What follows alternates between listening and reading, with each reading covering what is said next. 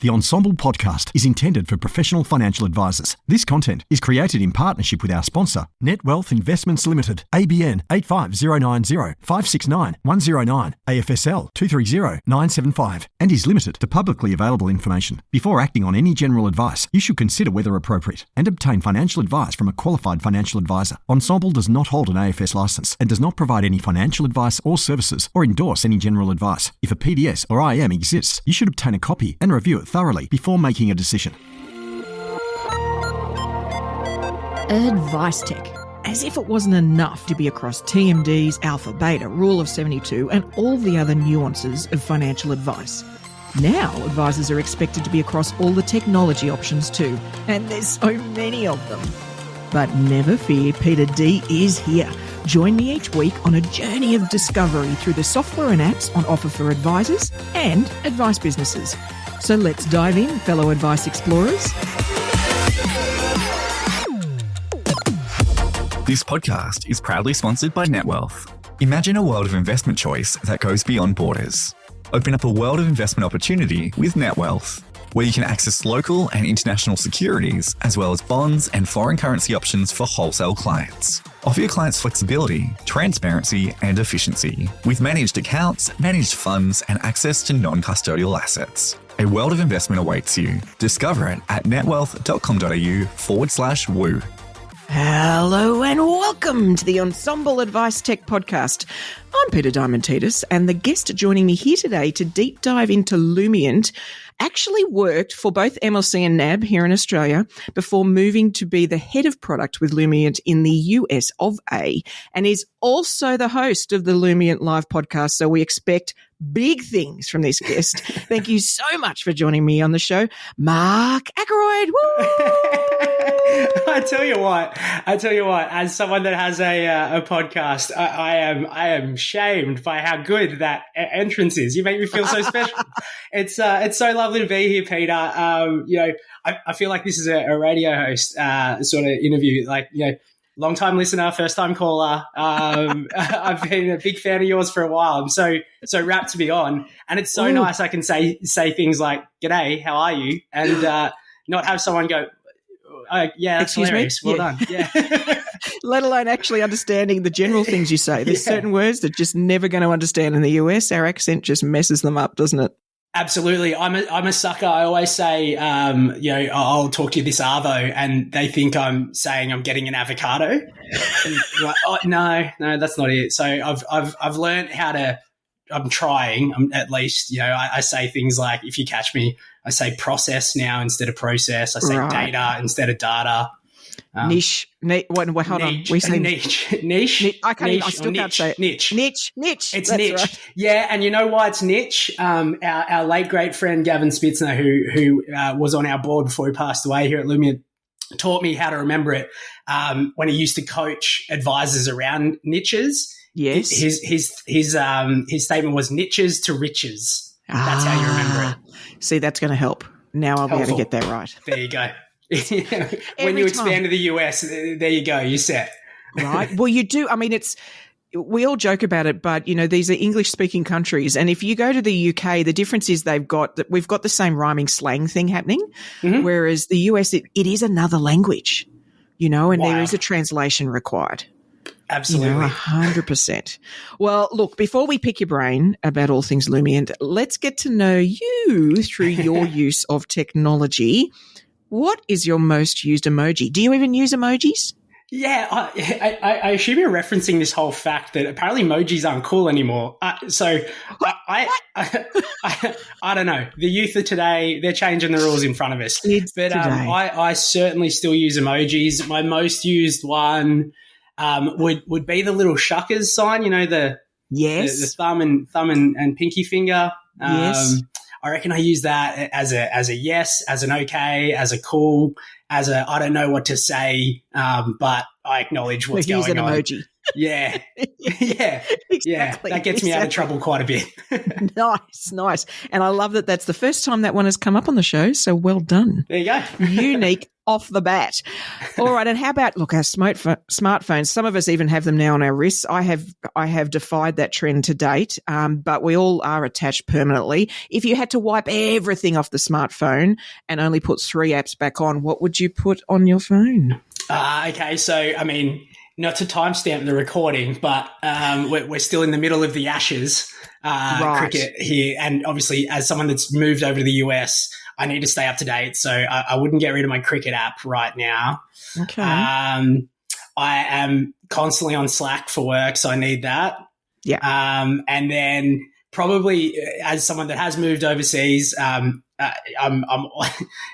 maybe rightly or wrongly, I'm all over Instagram at the moment, trying to keep up to date with everything that's going back home with all my friends and family. And we've got a lovely 7-month-old here that's moved over with us. So being able to share photos of her to everyone that's interested is helpful as well. Oh, congratulations. That's Thank fantastic. you. Well, so you're looking remarkably fresh and well rested for somebody, a 7-month-year-old. Well done, you. Thank you. I'm very lucky. I won't go too into it because I know everyone's parenting journey is quite different, and I'm just lucky to have a really lovely partner who does a lot of the heavy lifting and a very good baby. Well, and you know what? Good babies mean torturous teenagers. So, just enjoy it while you can. Man, she's, every 7 parent months. pays at some point, I think. Yeah, she's got a personality now. She knows what she wants. She knows what she doesn't want. And, I tell you what, it's the daylight hours that are giving me the headaches, not the nighttime. She's everywhere at the moment. Oh, right. All big trouble. All righty. Let's dive into Lumiant. So I think most of the listeners will have heard of Lumiant, but for those that haven't, let's start at that really top level. What category do you guys fall into in the advice tech space, and who are you sort of normally lined up against if somebody's taking a look at their options? Yeah, totally. So if anyone's a follower of Michael Kitces over here in the US, he puts out that massive fintech map. And he's got us in a category called advice engagement. And for us, that feels right. And we'll go into why that feels right, I assume, later in the episode. But we're a tool or a series of tools that turn into a platform that help people engage with their clients and help their clients engage with their advice. And we'll talk a lot about that, obviously, as we go. Yeah. And typically the people that use us, or our typical sort of comparison, especially in the Australian market, we often get people go, "Oh, you're a bit like an Astute Wheel." And then, some people look at our data aggregation, and go, "Oh, you're a bit like a My Prosperity." And then, there's all sorts of comparisons depending on the modules that we sort of get, but they're probably the two that come up quite a bit. Yeah. And I think, anything that's client facing sort of does narrow down the field a fair bit, because there aren't, super duper long list of tools that advisors use that are actually client facing. But I do think some of them are almost like the bare bones of that, and the advisor creates their own journey, and that it's just the tool, or it's the outside of that sort of portal or whatever it might be. Whereas I think from my sense, and you can go into this, but from my sense from Lumiant is there's far more of the journey designed within Lumiant. Like, you guys are trying to give as many tools as possible to the advisor to make that, maybe cobbling together some bits in Lumiant to have that experience, rather than the advisor creating everything from scratch. Yeah, I think that's a really astute observation and good assessment. We certainly have a framework, not to say that you do things in order in Lumiant. One of the things that we'll talk about as we go that we help advisors do is figure out what their best journey and experience is through Lumiant based on their client experience they're trying to design. But, any good tech provider should have a view around how their modules interact and work together. Yes. And when we think about the problems that we're trying to solve, what we are trying to solve is really scalable, client-centric advice experiences. Yep. And to do that, we've got to think through, okay, at this part of the discovery process, at this part of the progress meeting experience, what modules are you using when, in what likely order, so that they feel connected and feel right.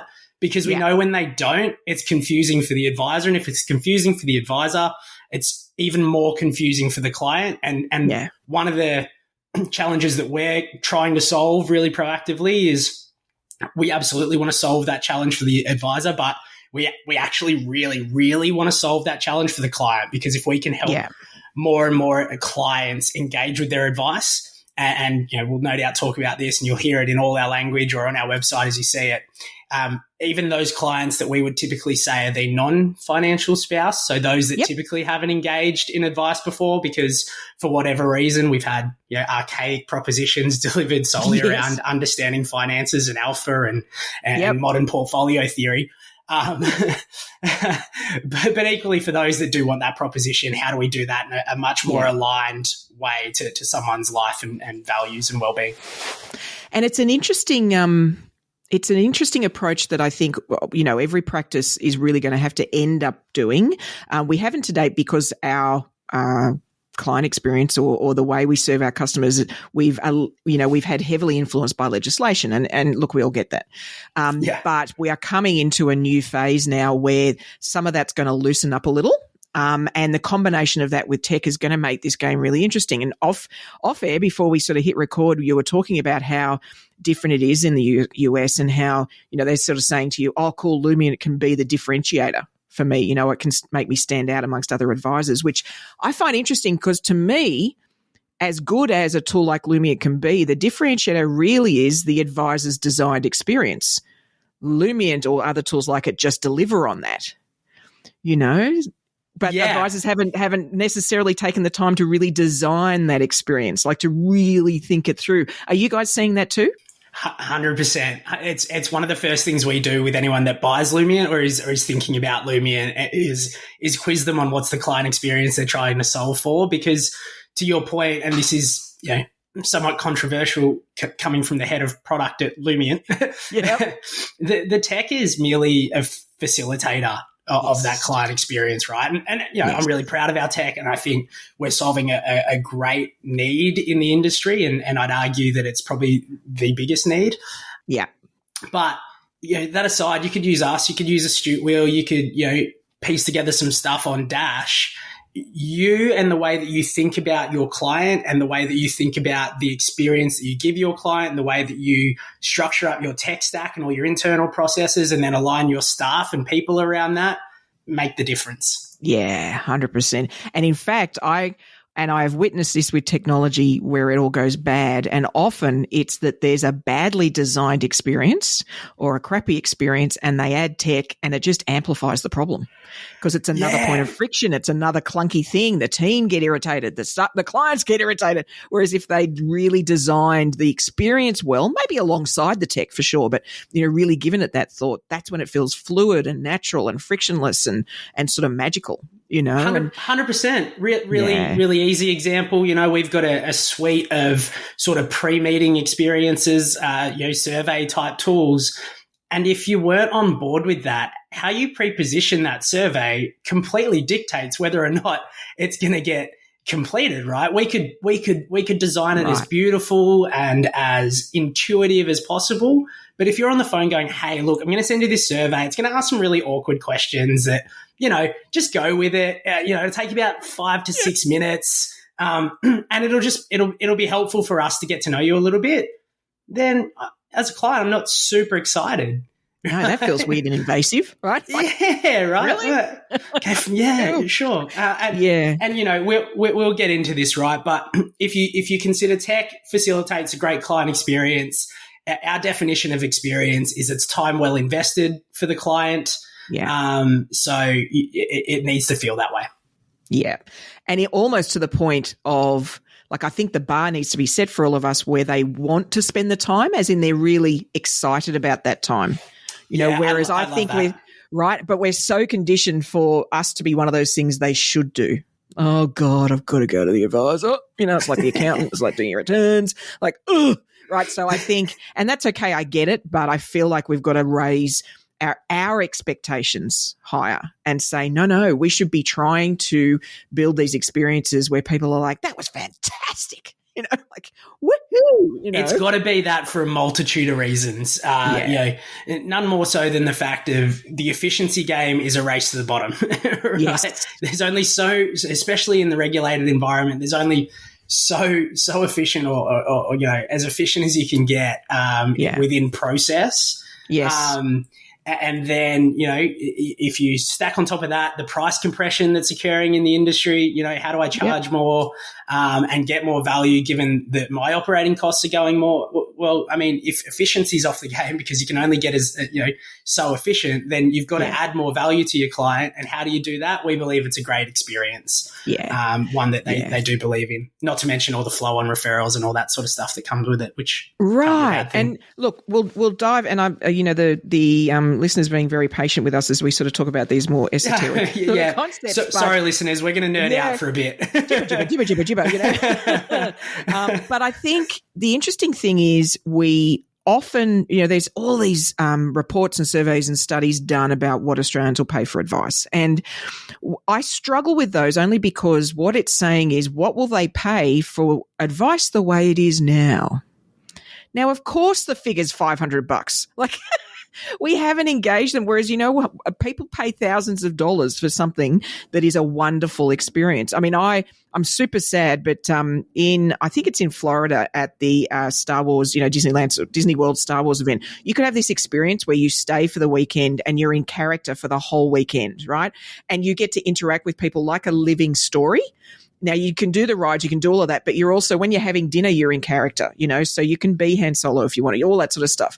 Now, I was ready to just slap down whatever they asked me for. I wasn't interested in what the dollars were. I'm like, that would be the coolest thing ever. Now, as it turns out, there aren't as many of me as you'd like for that experience. And so they're like, hold on. Not so much the people that don't want to pay, but it's that they can't pay because it was quite expensive. But I do think it's, when we're looking at something that's legislatively defined, that's when we'll pay $500. Whereas when it's a wonderful experience in the moment, but also our memory of the impact is high, that's when people will pay a fortune for it. Yeah, the way we like to think about it is if all you're doing is delivering service, whether that be a product, whether that be an annual review, then you're in the service game, and services are commoditized, right? Yeah. Everyone's got a service. And that's where you're down that lower end of the spectrum. But if you're delivering an experience, because that is time well invested, people are more likely to pay for it. I mean, really, really topical, but, people are shelling out $1,000, $3,000 I hear for Taylor Swift tickets. Now, don't get me wrong. I'm a Swiftie, right? I get it. Right. That's fine. But it's a good example. That is, I've spent 4 hours on Ticketek. I'm going to a 3-hour concert. Granted, it'll be the night of your life. It will be. But the parking is going to be a pain in the neck. There's going to be queues to get in. You're going to have to walk through a scanner thing, a security scanner. The whole thing is designed to I was make watching it hard. So she's been here in Chicago, where I am, already on the Eras tour, and they're posting to turn up to the merch tent the day before. Right? Like, that's how crazy it is. But people are doing it. Right. Why are they doing it? It's a great experience. They believe in it. It's time well invested. Yeah. Yeah. And it's, look, the believing in it and also feeling part, like the whole being a Swiftie, like this is a big thing, feeling part of a community. I think that's another thing that in advice, we haven't tapped into nearly enough. I think Finfluencers 100% get it. Sure. Right. That's actually what they're building. But I think, most advice firms, we haven't got there yet. Well, I mean, which is great because that's a journey that can then add more value and huge upside. But I think we've got a lot to learn. So then let's talk about Lumiant and, clearly you guys have, it's evolved into quite a significant tool now. What was that initial thing that it was trying to solve? What caused it to come about? Yeah. So, I mean, anyone that's heard our founder, Santi Burridge, speak, probably has heard this story before, but I'll give you my Mark Akeroyd spin on it, as I feel it and sort of why I joined, right? And there's a few things that are going to sound like understatement of the century as I talk through this, right? But here we go. The advice landscape's changing. Understatement of the century. Tick. Consumer behavior is changing. Understatement of the century. Yeah. Trust for the industry has been on the wobble for quite some time. Yep. Understatement of the century. So we're seeing more and more people want to start to trust different sources, seek different areas of advice, seek different propositions, right? Because they're disengaging. And to be honest, we as an industry, the royal we as an industry, as someone that's participated in it for 13 years now, we've done a pretty good job at disengaging clients ourselves with the advice, because we've built experiences, or actually I'll say we haven't built experiences. We've built service propositions around product, around people that understand finances. And we know that there are genders, there are races, there are types of clients. We call them the non-financial spouses that are completely disengaged from that experience. And when you put all that together, it sort of creates this massive melting pot of client problems. Remember, I said Lumiant is here to solve the client problem first and foremost, because we think everyone should get really engaging advice experiences. But on top of that, we know that there's business problems as well. So, moving from a product proposition to a client proposition, cool story, Mark, but that's pretty hard work. So where's that magic wand? On top of I'll just wave that magic wand over the business. Correct. Yeah, that'd be excellent. Thanks. Yeah, right. I'm client-centric. But on top of that, the organic growth is slow. Some people in pockets are getting it. That's fine. Things like talent recognition and talent sort of retention is slow and hard, because not everyone's signing up to learn how to create alpha in an investment portfolio as a financial advice firm. We know tech stacks are diluted because I can't remember if we've been speaking for a bit now. I can't remember if we said this before we're recorded or after, but there's all these great new shiny toys that we think is going to fix the problem. So we go out and buy it, and it's so easy to buy this tech. And then, we've all of a sudden got a Homer car for those Simpsons fans of a tech stack. For those that don't know the Simpsons reference, it's where you get the best of everything, put it all together, and it doesn't look quite right. It's a disaster. So the Frankenstein it's a disaster. car. Yeah, it's a Frankenstein car. That's a more pertinent reference. So you chuck all that stuff together, and we sort of thought to ourselves, well, okay, there's two key problems that we need to solve here. How do we help advisors move from being the smartest person in the room or the most intelligent person in the room to the most emotionally intelligent person in the room to create really client-centric propositions? Because we think that's the skill that you need to create a client-centric proposition, that deep empathy of your end client. So that's problem number one. Problem number two is how do we support you as a tech provider to help you get scalable people, process, and tech? Right? So simply, if they're the two problems we were trying to solve, the way that we're trying to go about it is in a three-pronged approach. So how do we create tech-enabled advice, number one? Right. Cool. That's why we're a fintech. That enables you to quantify meaningful and engaging conversations, because that's actually where we believe the power of advice lies.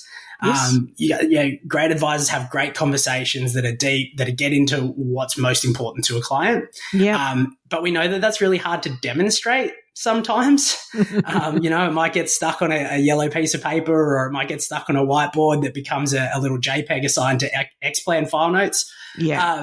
So that's prong number two. Prong number three is ultimately wrap it all together in a memorable, measurable, and scalable experience. So one that your clients rave about, one that you can say, hey, we were here. And when I say we were here, not just the amount of your investment, right? We were here. You felt like your state of mind. Yeah, right. And now you're here. And scalable, meaning it's wrapped within a great process, wrapped within an experience in a way that anyone in your practice can participate or knows what's going on. So, especially when we think about those EQ type skills and those soft skills around a client's values and well-being, we know that that's a skill that's learned over so much time, right? I speak to 30-year industry vets that have developed that through, copious sales training courses, copious interviews. That's a hard skill to pass down, because principal advisors also have the biggest books in their businesses. Therefore, they have the least amount of time to train the next generation. So that's why you made an astute observation before around these modules speaking to each other. We sort of wanted a bit of a point and shoot approach if you needed to, right? And you were in a values conversation using the Lumiant values module. Anyone could pick it up and go, right, if I just followed this screen and pointed to the question, I'd largely be okay. Now, great advisors know that it's question 2, 3, 4 that's not on the screen that makes the experience. Yes. But your newer advisors can still still have a great conversation using the screen. Yeah. Cool. Yeah. I'll take that. And there's power in that structure. It's power in giving them the structure so that then they can gradually learn that and they'll get deeper and deeper. It's an interesting thing because I think people often think empathy is understanding or aren't they kind or, all that sort of stuff. And in part it is, but it's also an ability to put yourself in somebody else's shoes. That's very hard to do when you have no insight into their shoes. If you've not had multiples of those conversations with all sorts of different people, then it's harder for you to have that EQ. It's harder for you to have that empathy. So you're right. There is almost a volume game here in terms of those conversations. But instead of forcing neuro advisors to start from scratch, then to have a tool that sort of gives them the starting point, almost gives them the license to ask. You're like, well, this is the tool we use. This is the process we use. I'm going to ask these questions. Bit weird and awkward, but let's get going, Let's go with it. Yeah. Yeah, let's go with this. It'll be all right. So I think there's power in that and powering and then them, like you say, adding their own layers, adding their own depth to it. And that's where also the differentiator will be. I mean, some advice practices will use the sort of raw information that just comes out of the tool you guys give them for the values, and then move deeply into technical stuff. Like they'll use it, it'll provide context for advice, but they'll sort of see it as a bit more superficial or just that level's fine. Others could make an entire coaching exercise out of just that, so it just comes down to then, once again, we're talking about, the customer experience. It's what is the experience you want to deliver, and there is no right or wrong here. Use the tool and go hard in the bits that you enjoy, that your clients love, and then you can design your experience that way. Absolutely. That's it. That's exactly how we think about it. So then for the practices that are really, I mean, with any tech tool, there's the people that take it on, don't get it, therefore don't continue. There's the ones that take it on and use it and it's okay. And then there's the others that sort of go hard and really get it. What do you think? How does the practice operate that sort of really amplifies the value of using Lumiant? What does that look like? Yeah. So part of this is a function of the way that we work with practices that buy us as well. So one of the first things that we do, our customer success team, when someone purchases Lumiant, is we sit down with them and go, great, you obviously saw some value in it. Tell me a bit about your client experience as it stands now. When you go through your introduction phase, discovery, strategy consult, advice presentation, implementation, progress, all of those experiences, tell me how it works right now. The question we then go and ask is, how do you want your client to feel during all of those? And that's the key question when it comes to experiences. And as we gradually map all of that out, their sort of intent through each phase, how they want a client to feel, what they do right now, so and therefore what they're not willing to give up. Some people swear by their risk profile or whatever that might be. Fine, cool. I don't want to replace it, mate. That's all sweet. Yeah. So whatever they want to hold dear, then we go, okay, great. Here's where we think we can add to that experience intent with our values module or our life module. Or if you use the life values goals module here, we might use our investment preferences module over in this phase. You might use our best life modeling tool over in this phase. And then when it comes to your progress meeting experience, you might do this, and we match it back to you. So that's a long way of saying, once we've done that work, the practices that use us really well, stick to process. Yeah. Really simply.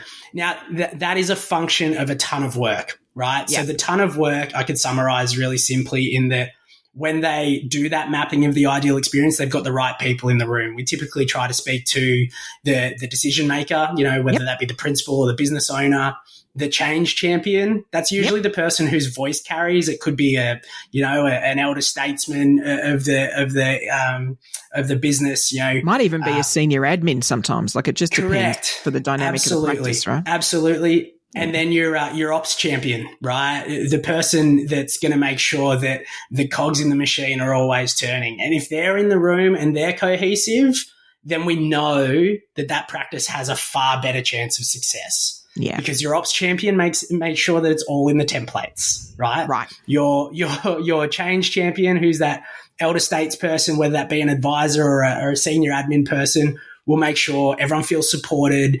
We'll back up the tech when no doubt something probably goes wrong in your first values conversation because it's awkward and weird, right? Yeah.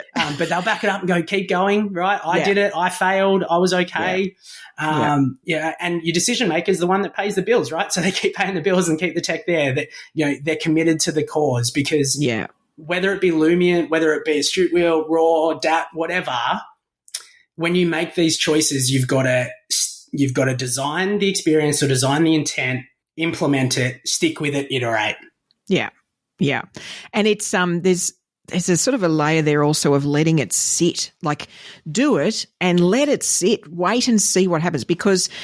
Look, it's very rare. There are a handful of instances, but it's very rare when you implement something like this, of any type, any tech, any change to user experience, where you instantly get every client saying that was the best thing ever. You're a hero. Like it just doesn't work that way, right? You start seeing change. You start seeing. I mean, it could be a change in morale of the team. Like there's all sorts of things that you can start to watch because they're like, wow, this is cool. I'm really enjoying that. And I mean. To that point, is there, you could almost start with the values discussion being done between team members, one team member doing it with another team member, because they'll probably surprise each other. Yeah. One of the exercises that we give to our new clients is we call it a Lumiant date night, effectively like a 15-step guide to like our life discussion around the 8 dimensions of well-being, our values discussion and setting goals. You can do it with a business partner. You can do it with your own partner at home because we know these are conversations that people don't have themselves, let alone as the advisor. And, we call it a date night because we encourage you maybe crack a bottle of wine, right? Maybe put a fire on and sit down with your significant other, relax into it because it is different. And we're cool with that. You should be cool with that. Hang on. Yeah. And it's such an interesting thing when you talk, I mean, goals-based advice, is such a dry name for what we're talking about, and it's much more than that. But I think the error we make when we talk about advice that way is assuming people know what they want or can enunciate it, and they may know deep down, but most people can't just run it off. What I want to do is in 2 years I want to do this, and in 4 years I want to do that. And in fact, those people have probably already seen an advisor because they're just really well organised and structured. Yeah. So, we've discovered as we have these conversations, I had one couple, lovely young couple, and they're actually more self-aware than most. They've been doing barefoot investor, like they're really trying to get on top of things. Absolutely. Yeah. Right? Awesome. And proactive. I love that stuff. And what was interesting is she admitted that down the track, and of course, I turned 50 this year and she's approaching that sort of age rate down the track, she'd love to get a job she didn't have to think about. So she's been driven and focused and said, I'd love to get a job then that could be 4 days. I could turn up. They would love it. I'd add value, but it just didn't really tax me or feel stressful. And that completely stunned her partner. Yeah. She's never mentioned it. But because it took time to get to that point, that level of safety, of being willing to just throw things like, hey, what about this? Is that possible? Because part of what we're trying to break through here is people's assumptions about what they can do. Right. Yeah, and you've got to unshackle them. Yeah. Correct. Two quick anecdotes on that. The first one, little client story. One of my favorite ones, akin to what you just said, where the couple haven't had these types of conversations before. Northern beaches of Sydney, quite a nice house as you could imagine, and they picked the values card. I want to live in a better place, right? And we train advisors and the system helps them go, okay, why is that one important to you? Non-financial spouse goes first. Why is that one important to you? Financial spouse. And we deliberately do that, FYI, because typically the non-financial spouse doesn't get a voice, so we give them the voice first. Yep. And I could go on why we do that for all sorts of reasons. But so they had this conversation, right, based on that framework. And it turns out their goal, what they thought coming in, was they wanted to renovate their house, which would have cost them, I think, close to $500,000. Northern Beaches is Sydney. But actually, when they really talked about what living in a better place meant to them, they actually wanted to escape it all, get into a smaller place and downsize. we're talking like a $1 million swing, right? Right. Just because I haven't had the chat. And they're like, oh, I thought you wanted the Renault. No, I thought you wanted the Renault. Right. It's the Spider-Man meme. Right. Everyone's pointing at each other. Yeah. So that's anecdote number one. Anecdote number two, to your point around we try to put everything in this nice box. And I understand why we do this. Nomenclature is important, values-based advice, goals-based advice, life coaching, holistic financial planning, whatever it is, whatever helps us, feel convicted, I think is the term that makes the most sense. But the little spanner in the works that I'll throw through watching people do this and through some of the conversations I have with behavioral scientists over here in the US, I've been lucky enough to hold court with a couple of them, is that we also assume that the client not only knows their goals, but is presenting their authentic self. Yes. And true. I only heard this for the first time when I moved over here, and I was talking to someone about it, and he was like, "You've got to assume, or you've got to think that client could be putting on a persona because they assume the financial advisor needs them to know about money, needs them to know about, and needs them to have their stuff in order, needs them to be able to articulate what's happening on Wall Street." So they go and study up. They're like, yeah, I got everything in order. That's fine. Yeah. Yeah. It's really true. And in fact, I think you could safely assume nobody you're seeing is representing their authentic self, because absolutely we're taught not to. And it's a natural defense mechanism, right? It's to protect yourself. And so we sort of don't share all of ourselves. Unfortunately, though, and this would happen as you get older, particularly, is we sort of learn to almost, sort of cut off all of those edges. We sort of take it, and get a bit too sanitized and normal and the same as everybody else, and take on the conditioning messages we get and, oh, you should retire then. And, all these things we absorb. And it's only in our unconscious reactions that, some of that authenticity comes out. I've experienced that actually when my husband and I traveled soon after I got purple streaks in my hair, right? So I'm a redhead and then I've got these bright purple streaks. And what's interesting about that is I can't tell you how many people comment on it. Like you'll be standing at the lights and like, cool, I really like the purple streaks. Like, what the hell? Like to me, that's a strange thing to do. And I went back and I mentioned it to my hairdresser and I said, I just think that's really weird. Like, why would they comment? And he said, Peter, you don't understand. That person secretly wished they had enough guts to do that. That's what they're actually saying. And subconsciously it was just a lovely compliment and, yay them for saying it. It's lovely. But actually what they were saying is, I wish I could do that. Right. And so, that's true of all sorts of stuff. I wish I could quit my job and go and, move overseas and start a different career. Or then it's going to take time for you to get to that truth for people. They're just not going to share it initially. So you do need a process to help them both trust you enough, but also unlock that for them. Right? They're not trying to resist. It's just natural. Absolutely, Peter. A bit of stat chat for those that like the numbers, right? So over here, there's a planning software, a modeling software called Money Guide Pro. If you're familiar with it, has about a third of the American market. So let's call it 130, 140,000 advisors use it. They, on average, in their modeling plans, have 1.5 goals per client. Oh. Right. And when you go down that next level further, it's retirement. And sometimes the second goal is save for college, save for kids' college, which, very American goal. Sure. But that's sad. 1.5, like, I can't help but think there's a bit more to life. Right. And what about all the years between now and retirement? Like, what are we doing there? Right? And, I think about my days back at my previous role and, you'd see plans and everyone wants to retire at 65 on $52,000 per year, which might absolutely be a goal. I'm not knocking that totally, but I come back to, I reckon there's a little bit more going on. Yeah. Right. And in fact, when you look at the people that each of us might be envious of, like we look and we go, wow, that's fantastic they're doing that, I'm envious of it. It's often in our head, it's how the hell did they pull that off? Absolutely. How do they manage to do that? And that's a planning exercise. And I don't mean that in an advice sense. I just mean they're good at planning and getting it done. They don't wonder what if. Yeah, I also think there's I think there's an element where the advisor's got to be happy and willing and able to sit in the mess Yes. Right? Because if you do take the assumption that there's a bit more to life than 1.5 goals per client, Yeah. then you've sort of got to ask the questions to see what's more than the 1.5. Yeah.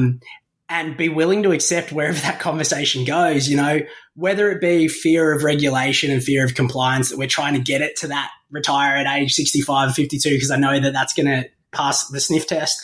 Yep. Whether it's because I actually don't know what to say to someone if they say, oh, I really want to quit my job. And you're like, well, shit, no, you need to keep working because otherwise you can't do the other things. Yeah. Whatever that might be, Yeah. like you've actually just got to be okay with that. And Yes. I see that as a really tough skill. And a lot of the coaching that we end up having to do with a lot of advisors is, it's cool. You don't need to solve the problem, but you absolutely need to have the conversation. Definitely. And I mean, I've even started doing, because we've been doing more of this sort of cash flow conversation, which is different. Yeah. It's such a different game. I love Although it. people still have that little understanding, I mean, they know that little about cash as they do about super and all these other things. So in that sense, it's quite similar. But it's been, what I've started doing is and we do a bit of a brainstorming exercise for all of their, let's call it a wish list, but all that sort of stuff. And then I get them to pick a few, and I intentionally get them to pick some really way out there's no chance in hell options, right? Maybe one per spouse. And then I actually go away and model all of it like it could all happen. And invariably, with a little bit of forethought, it's all possible. Yeah. Right? Invariably. And the stunned silence when you show them that some thinking now and behavior now, and you stick to some of that, then all those things you mentioned, you could do. Here, see, I've modeled it all out for you. You do this here, you do this here, you take your sabbatical, then you do your thing. I'm like, are you serious? Yeah, I'm serious. And what's interesting is it's very hard to anchor behavior for a future self. We're not very good to our future self, but we're horrible at connecting with our future self. We're hopeless. But when you can see all of that possibility, suddenly spending a little less on some silly stuff now seems like a great trade-off, because it's like, are you serious?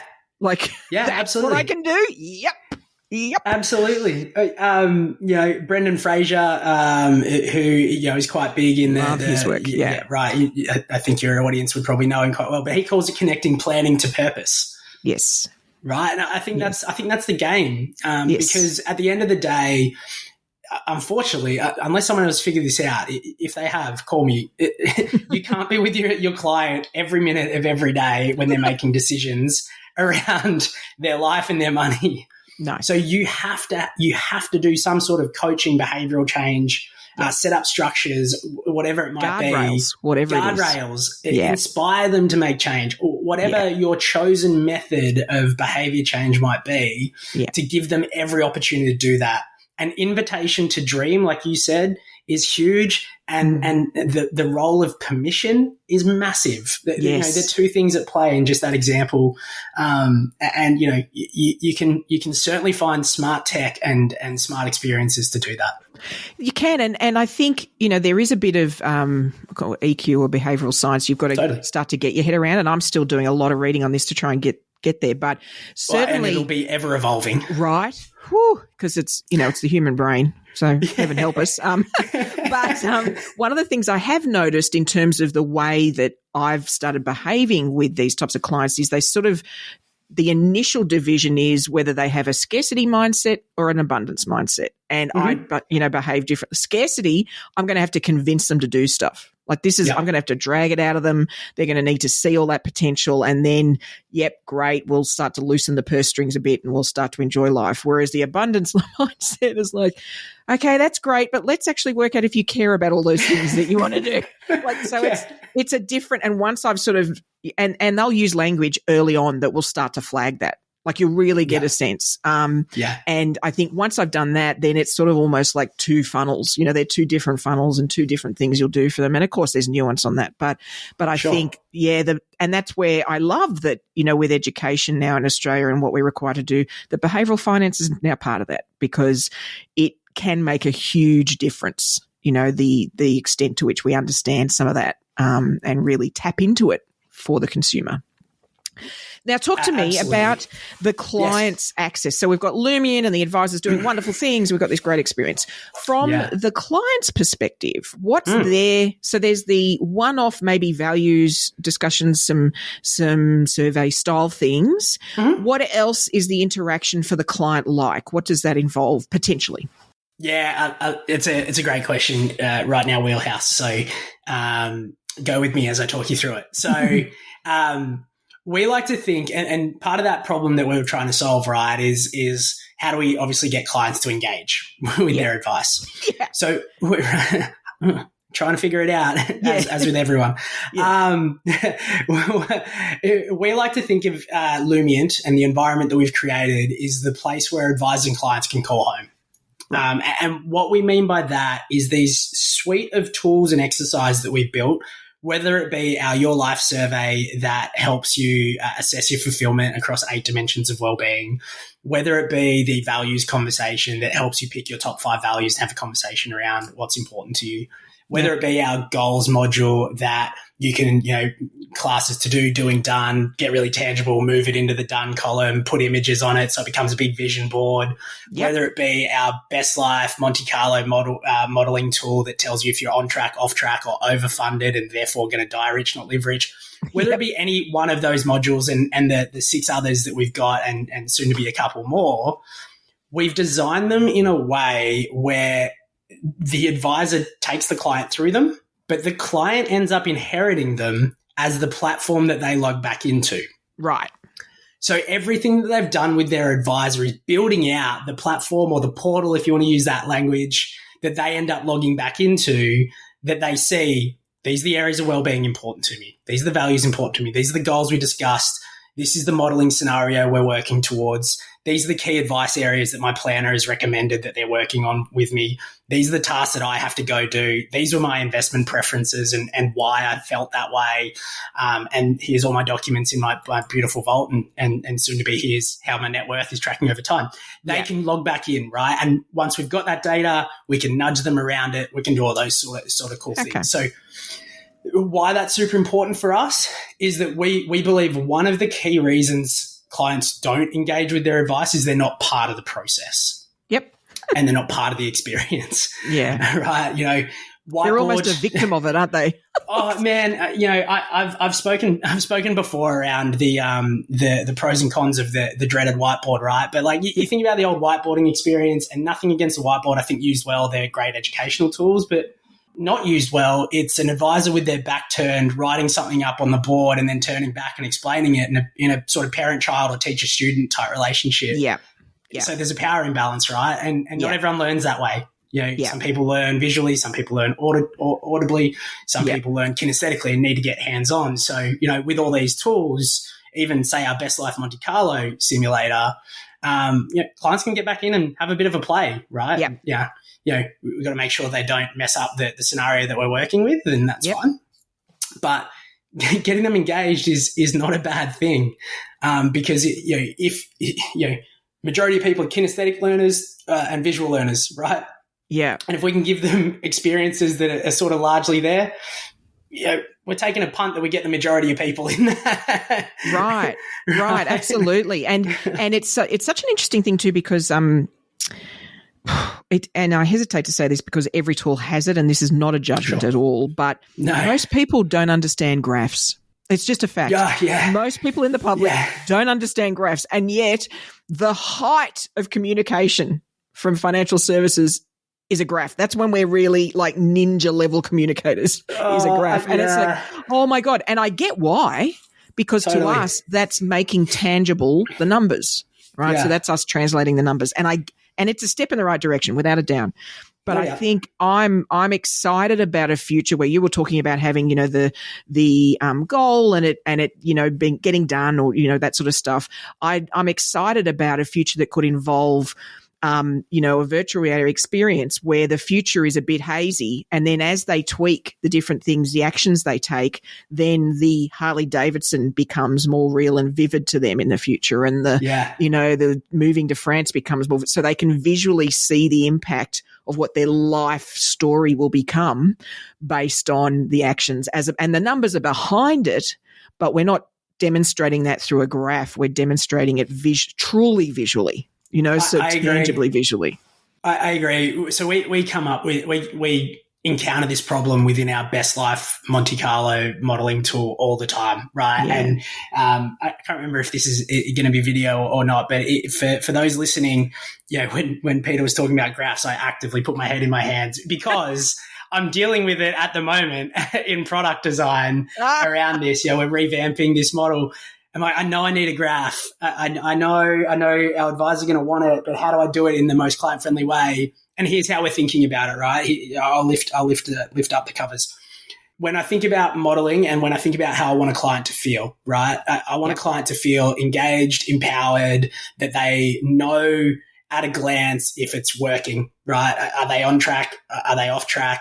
Are they overfunded, right? Are they actually too scarce in their mindset, right? And could do a little bit more, and do they know what the action is that they need to take? Yes. So if I think about, that's how I want clients to feel when they're working through this tool with their advisor, then we structure that experience deliberately from a visual hierarchy perspective when we're designing it. The first thing that they see is a traffic light system, red, amber, green, right? Yep. Red, I'm off track.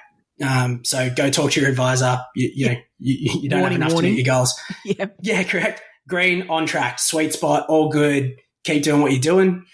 Amber, you're overfunded. Right. Not bad. If your goal is to die with a mattress stuffed full of money, sick. You're on track for that. Yeah. But if your goal is to live a rich life, one that is filled with memories and experiences with your loved ones, hey, go speak to your advisor. I reckon you can do a little bit more. Yeah. So that's right at the top. The next question is, if I'm on track, off track, to what? Right. So we play back their goals straight underneath it. These are the goals along the timeline that you said were important to you. So are you on track, off track to those? Then we get into the graph. Yeah. And we do that deliberately because here's the thing. We know financial spouses and advisors will scroll down. They want to go to the graph. They love the numbers. In fact, we even enable it where they can get to the spreadsheet behind the graph if they want to. Yep, for sure. Get it. People are spreadsheet people. I get it. Yep. But for the non-financial spouse, which we think is the majority of people, the top two are enough. Yes. Top two are more than enough. And that's the empowering experience I want, because if you start with the other stuff, I'm disengaged. I feel like I'm being spoken down to. And if I don't understand, I'm not going to do. So simple as that. No. And it's so important to remember this is their life. I mean, when you look at a lot of what goes on in advice or even the commentary around, I mean, we're obsessed with retirement and super, right, in this country. And the shame of that is there's so much living. I mean, for myself, I mean, our retirement won't be real until probably we're 70 at least. And to be honest, I'm not convinced retirement will actually exist the way it does now. I think it's all going to evolve to something far more fluid, right? And you'll go from 1 hour to 1 day a week working to 5 days down to no days to. Peita, I heard a great term since I moved over here. It's called a victory lap. Victory lap retirement. Have you heard this? No. So actually, there's two terms: glide path and victory lap. Your glide path is like, I'm 5 years out. I'm just going to cruise on down. So rather than retire at 65, I might retire at 70 because those last 5 years I'm just going to cruise. Yes. And then at 70.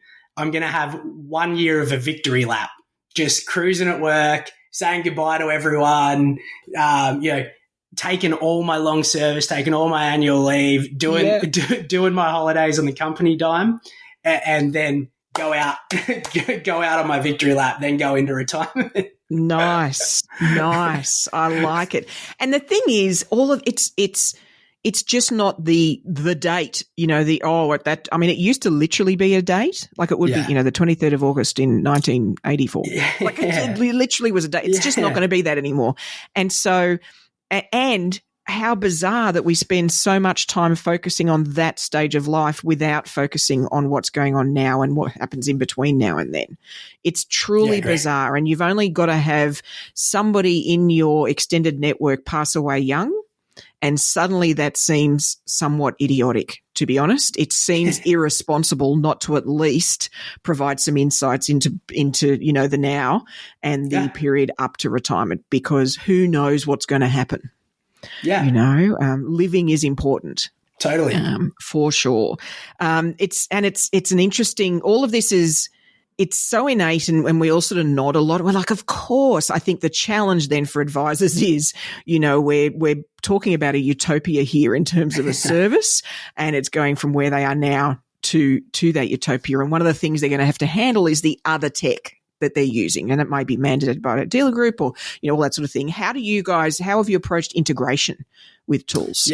Yeah, so we got a couple that are live and most used within Australia, obviously being Salesforce and Xplan. Yep. If you're going to start anywhere as a fintech, they're probably the right places to start. Yep. We're actively working with a couple of investment platforms that we'll have done relatively soon. And probably the way that I'd sort of talk through integrations, the way that we think through integrations is what role do we want them to play within the Lumiant advice experience and all this wonderful stuff that we've spoken about. We sort of sit back and go, right, if this is the ideal end-to-end Lumiant experience, if I was a user using every module in order as designed, where do I need the most help? Well, I need to plug into a CRM because, I'm not going to live in Lumiant every minute of every day. I've still got, service delivery I've got to do. I've still got follow-up call I've got to do. So my CRM tells me that. Yep. So that's cool. I've still got to produce advice, hence Xplan, right? Whilst we talk about this beautiful utopia of what my life needs to look like, I still need the gas in the tank to drive the car towards that.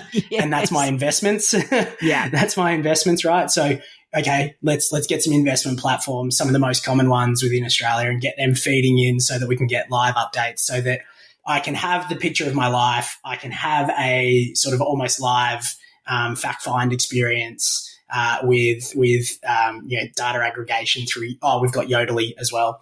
Yep. So data aggregation through Yodely.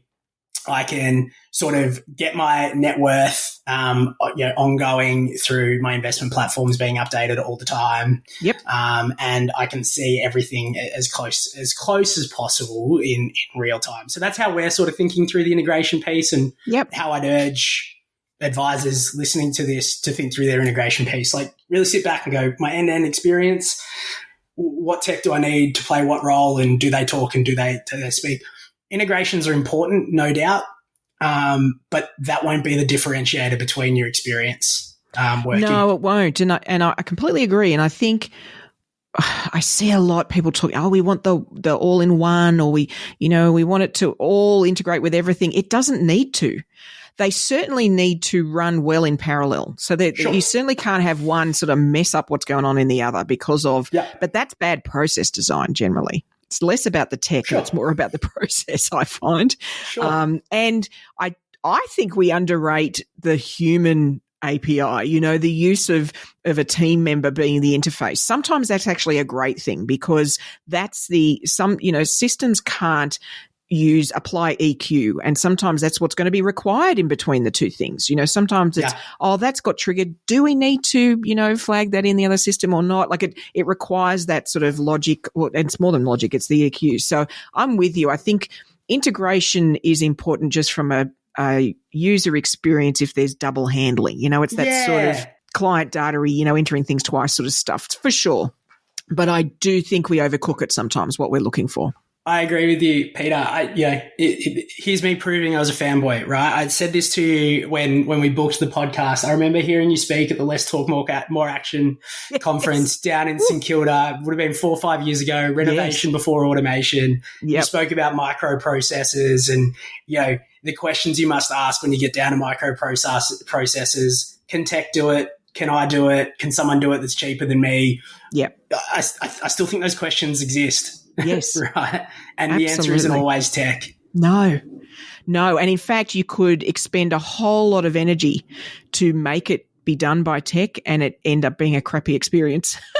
I remember having this conversation at work maybe a few years ago. I'm okay with spreadsheets, right? But I'm not great at them. Right. And I remember the analyst I was working with at the time in the project watched me. We're on a Zoom screen share.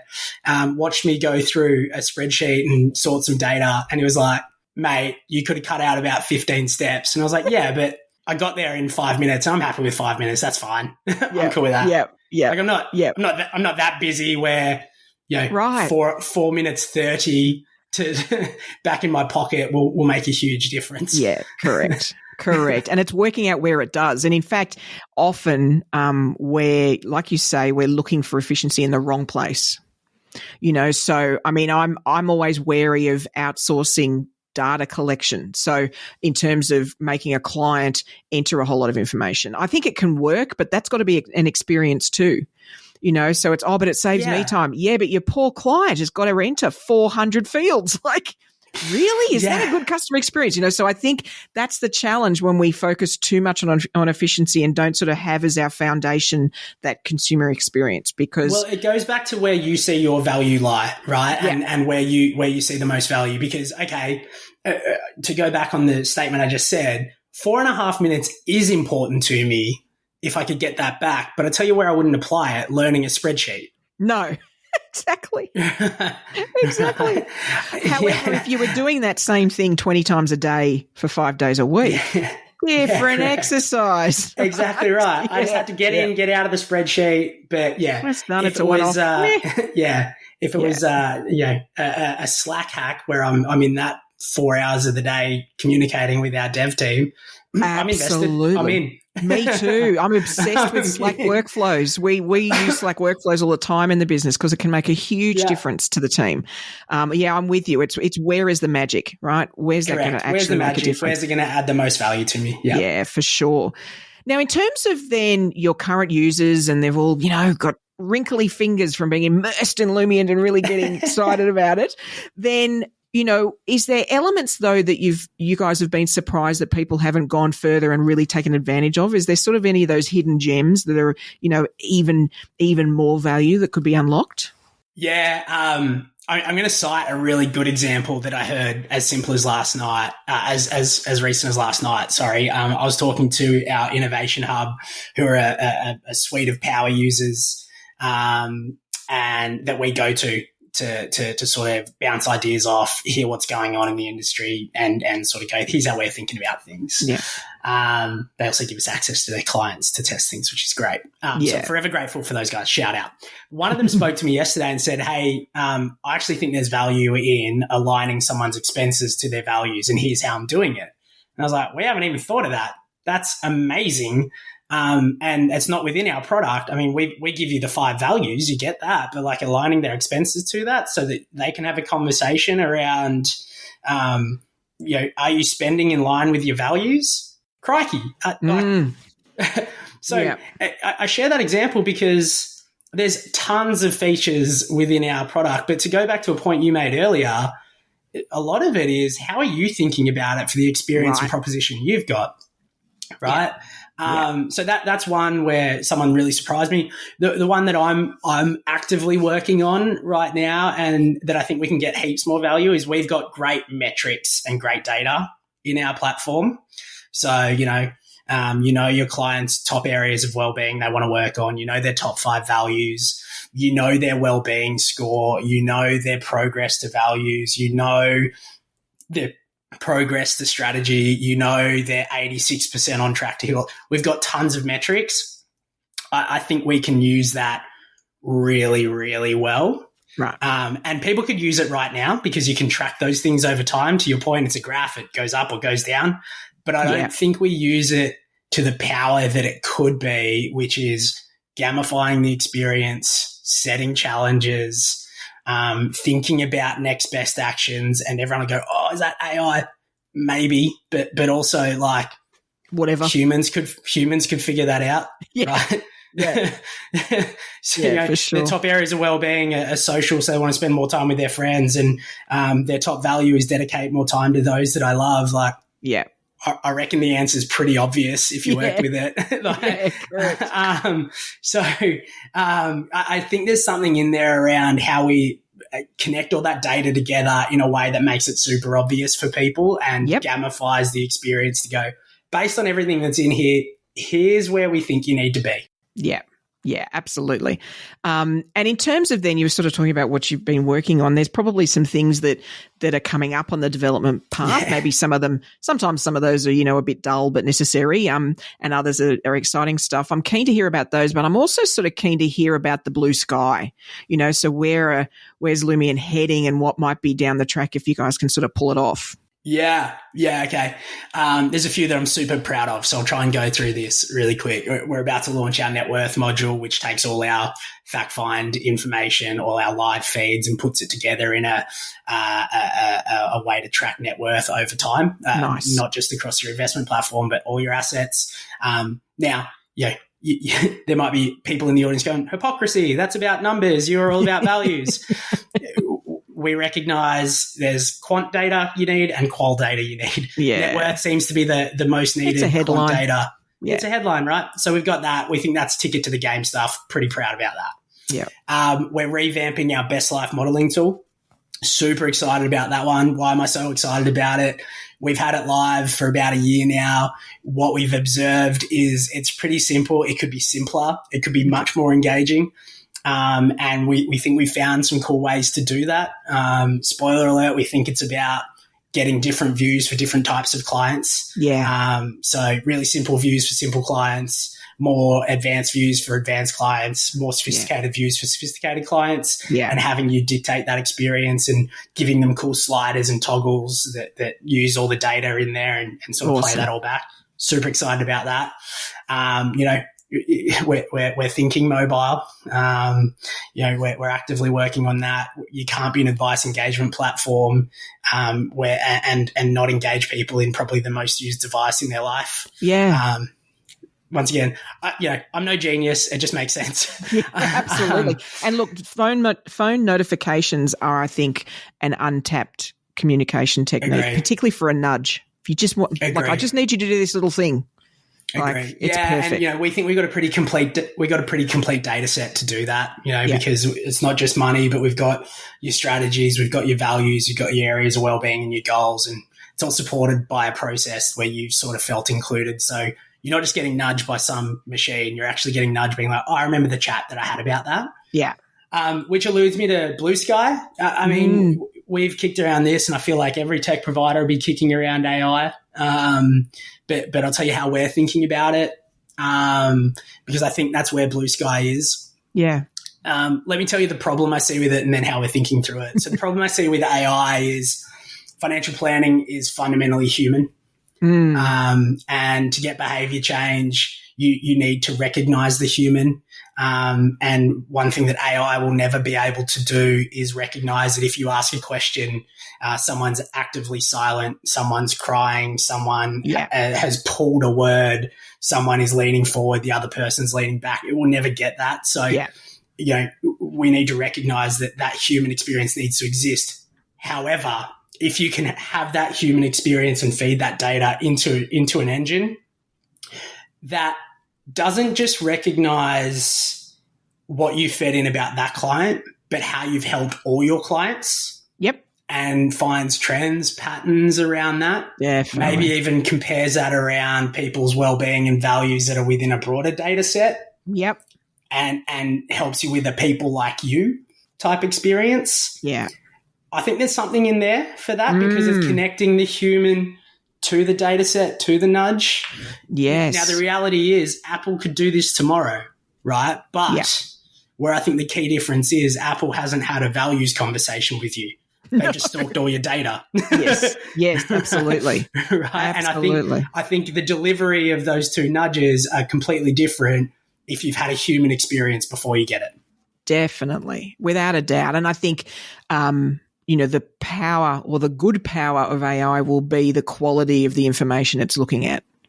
And absolutely. And that's where if it's within an environment that's got, like you say, the values and all those sort of things from the client base that, say, that advisor is looking at or whatever it might be, then the quality of the data is better than just the great unwashed, right? And then you get all of the feedback and insight from all of that, right? It can be, it's because I think AI we see as this faceless big being. It can be as big or as small as we like. We define that of what it's looking at and what it absorbs information from. So I agree. That's where the power will sit, is how we that's where the define what it's power will looking at. be. I think, the other data set that's often not spoken about that I think is just as important as the end client data set is you as the advisor. So take the same data set. If we were to nudge, it needs to feel like something that Peita D would do with their clients. Right. Not what Lumiant would do with that client. Exactly. Because you actually do things a little bit different to Mark Akeroyd and that other advisor down the road. And absolutely. That's why we think your data set matters to do that as well, because if it was just how Lumiant would do it, I think people would sort of sniff through that pretty quick. Well, and it would become too average. In that it would have too many people's views, which just means you get the generic. Totally. And it'll be really exciting for an advisor who really sort of does narrow down who they're serving, because let's imagine there might be an advisor that starts a business that looks after people who want to run marathons globally, like it's this thing that they want to do. Yeah. Then the data, there'll be real themes in that. The way they spend, the way they save, what they spend it on, their health, there'll start to be some real themes. And so that's when AI can get really clever, is there will be some things it can represent or feed, like you say, nudge or feedback, because the people you're talking to also have some consistencies and sort of a theme to their community. That gets exciting, Yeah.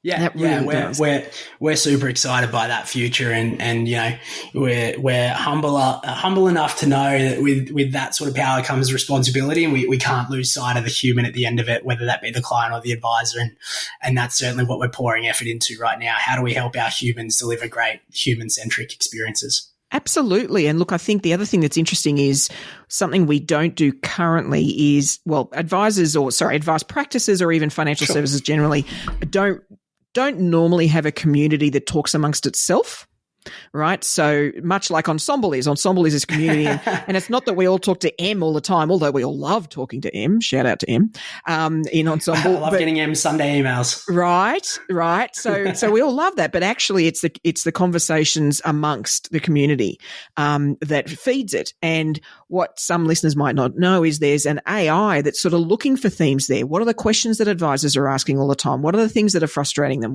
Now, if we can try and build that for a community of clients, then you can solve the problems they don't even realize they have, because it'll be what they're talking about and what they're all, that frustrates me too. And, whatever that might be, we can start to just, really, they'll think that we live in their pocket. They'll be like, oh my goodness, I didn't even know I realized that, but what a relief that you're providing that service now. So I think there's some genius there for AI in that sense as well, is really listening to what the consumer is experiencing, so that we can, do better and provide some more sort of unusual perhaps, but innovative solutions. Super exciting. Is there anything we've missed? Probably. Always. Look, if we keep talking about our Lumiant roadmap, something we're really excited to bring to Australia that you might have seen in the news recently, we acquired a company here in America called Genevity, whose flagship product, Halo, which stands for Health and Longevity Optimizer, is something we're super excited to bring. In the US, I don't know if you know this, but the leading cause of bankruptcy post-retirement is healthcare, because shock. The healthcare system isn't as good as we've got back home. But what this tool does, and why we're so excited about it, is it reads hereditary, social, and lifestyle factors, helps give you a more accurate sense of longevity, the years that you'll have active in retirement, the years that you'll need to be in extended care, the cost of said years, and allows you to toggle on or off lifestyle choices that you can make now that might impact or extend those. Yep. Now, as I explain that, you'll probably realize why we're so excited about it, because if you can connect financial data and financial information and trade-offs around that to health and lifestyle trade-offs, all aligned to your values, we think that's a pretty holistic picture, and we think your clients can become truly healthy, wealthy, and wise. So, I'd probably kick myself if we didn't speak about that. But it's, it's something that we've got here in the US that we're actively looking to bring over in Oz. So a little bit of a sweetener for the audience to keep an eye out.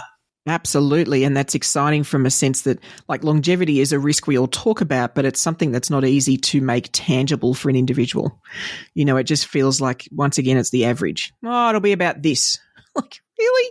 Yeah, To factor that in, to make it more personal to that individual, what a difference that can make. No life is average. It's as simple as that. It's simply not. In fact, you're right. None of them are. Half of them are, above that, and half of them are below. So, an average in itself is ludicrous. I'm no rocket scientist, but I think that's how averages work. Exactly, right? It's crazy. Yeah. Well, all right, Advice Explorers, if you'd like to find out more about Lumiant, then the website link is in the episode show notes, along with Mark's LinkedIn details. So I'm sure he will then point you toward the right people to engage with and get a demo. Thank you so much for joining me on the show here today. I've loved this conversation, and I'm actually quietly excited to see how Lumiant and where it goes to help us engage even deeper with our clients. Peita, thank you so much for having me. This has been an absolute wild ride. I could chat about this with you for hours, and I look forward to chatting with you about this for hours as our relationship progresses. And next time, all the best to everyone out there. So thank you so much for having me. Well, thank you for sticking with us there, folks. I know that was a longer episode than normal, but, what a fascinating individual, and also, concepts, I think, that we can all start to really open our minds about the way we engage with our clients and the experience that we build for them. I'd love to know if you're a user of Lumiant, if you've embedded that in your practice. So please head over to the Ensemble community platform and share your insights. What worked, what hasn't worked, any of those elements, please share them. And if there's some magical, wonderful thing that surprised you, or that surprised a client, got a great reaction out of them, then we all would love to hear for any of the tech we talk about. All of those stories are fantastic to give us context about whether it might apply to us. Now, as for my thoughts, I think, and we mentioned during the conversation this, that's wonderful. There's this advice experience utopia. And while that can be exciting, I think it can also be really overwhelming, right? And we can just go, oh, for goodness sake, I've got my 5-step advice process. How the hell am I going to go from that to this utopia? And, I'm right there with you. We're literally going through that in our business and trying to work out how we constantly deliver that next level of experience. And I guess if you've just not really gone down this path before, but you're keen to start, then one of the things I just get you to do is get you and your team together, or some colleagues. You could even just, head over to somebody's meeting room, give it a few hours, and what I'd love you to do is brainstorm all the things you love about the experience you provide your clients currently. What do you love? What do you think just is awesome? What do they think is awesome? Brainstorm all of that. That's going to be on one side of the whiteboard. And then on the other side, what do you hate? Like, oh, God, that's awful. And, what do you think the clients hate or are indifferent to even? Whatever, we'll do it if you tell us to. So brainstorm all of that to start to get a sense of what things you could start to work on so that you're moving some of the things that you hate or that they're indifferent to or the clients hate into the love category. What are some things that you think you could start to investigate, research, and change in the experience to start to elevate more of them into the wonderful sort of level? And sometimes that will be engaging with a tool like Lumiant. It's the thing that will sort of start you into that thinking. Sometimes you'll do some smaller things before implementing a tech tool. You might come up with an individual maybe it's a type of meeting you have that's drawing them out on their goals, or like you could just start adding in some things, and debating it with your peers, with other advisors. Hey, I was just thinking of doing this. Has anybody tried that? That's the power of Ensemble, is really getting together to help us sort of cut through the pain and suffering and mistakes we all make when we're trying these new things. I'm a big fan of don't make the same mistakes as me, make new mistakes. So if we all share, then we can get further ahead. So I just encourage, really brainstorm it, and don't don't worry initially about what the rules are and all the things we're required to do. That's a given. We're going to get that right, but just look at it as an experience. Look at it like you would a dining experience or going to a wonderful theme park experience or any of those things. If you were going to assess what was awesome and what sort of sucked about it, do the same to the experience your clients go through with advice. And where you can, try and turn off our cheerleader bit, where we're like, no, this is great. This experience is really good. It might be compared to your peers. You could have a wonderful experience compared to every other advisor in Australia. But when you compared it to the best, spa in Bali, or when you compare it to first class flying, or when you compare it to all these other experiences in life we have, how does it resonate then? How does it measure up then? And invariably we're going to go, oh, well, no, it's not as exciting as that, or it doesn't have that same impact, or they don't get that same joy or inspiration, or, let's start measuring ourselves against different types of experiences and see where we can get creative and really start to, push the envelope of the way we can engage with the public. I think, if we can do that and if we can start to think about, yes, we need to be efficient. Yes, we need to value our time and our clients, but how can we just bring in that magic, right? How can we make it a magical experience? I think, that is a future evolution of financial advice I'm really up for.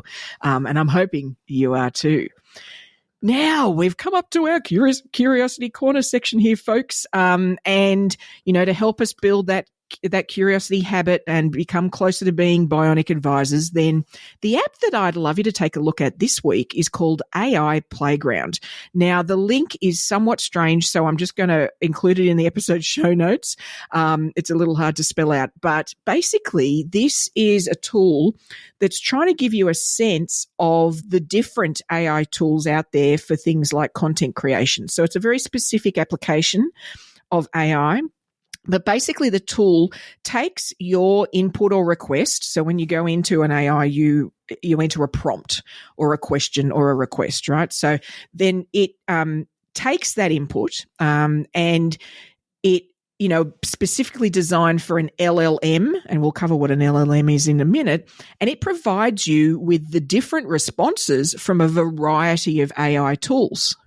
Right. So now what's an LLM? An LLM is a large language model. And this is a type of artificial intelligence algorithm that actually uses this sort of deep learning technique and really massive large data sets to understand and then summarize, generate, and even predict new content. So it's sort of what's going on behind ChatGPT and things like it. Right. That's what an LLM is. And you might have heard the term generative AI. This is closely connected with LLMs, but they're actually, in fact, a type of generative AI, right?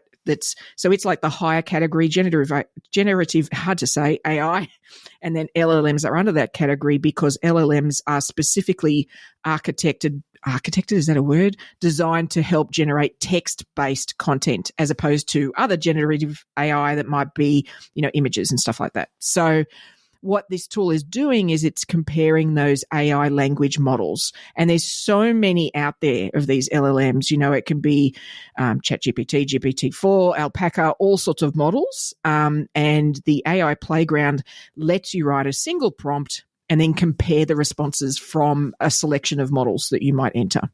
And just work out what works best for you, right? It's a bit of a matchmaking exercise, right? And you get a sense of what you think will work best for your application of it. Like I said, this is really only for the super keen or curious.